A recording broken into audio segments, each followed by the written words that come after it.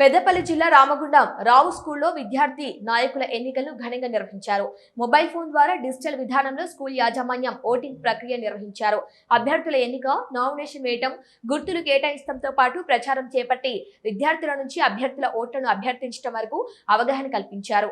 3వ తరగతి నుంచి 10వ తరగతి వరకు ఉన్న విద్యార్థులు తమ ఓటును వేసి హెడ్ బాయ్, హెడ్ గర్ల్ లను ఎన్నుకున్నారు.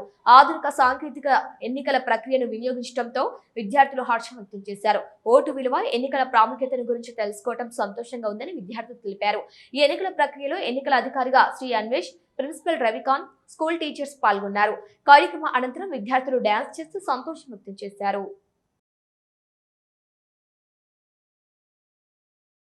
ఈరోజు Rao's group of schools one of the school Rao's high school Godavari Khani Annapurna కాలనీలో మేము పిల్లల కోసమని ఎలక్షన్స్ కండక్ట్ చేయడం జరిగింది. దీంట్లో head boy, head girl, deputy head boy, head girl కోసమని 9 మంది కంటెస్ట్ చేశారు. ఇందులోంచి 4 సెలెక్ట్ చేయడం జరిగింది. వీరంతా కూడా ఫ్యూచర్లో మన భారతదేశం ఒక ప్రజాస్వామ్య పద్ధతిలో ఎన్నికలు నిర్వహించుకోవడం అనేది 1947 నుంచి జరుగుతుంది. ఆ స్ఫూర్తిని పిల్లల్లో కూడా నింపడానికి మేనేజ్మెంట్ వారు ఈ అవకాశాన్ని ఇచ్చారు.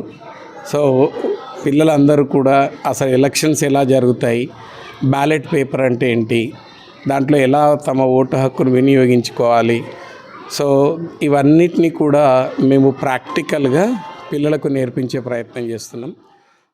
First, I thankful my AGM sir to conducting this, and next I thankful to my friends who supported me, and I got the head girl post in Rouse English Medium High School.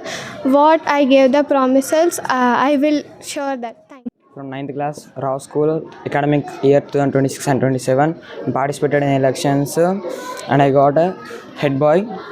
I'm very proud to be a head boy because we got chance before 18 years to elect our vote.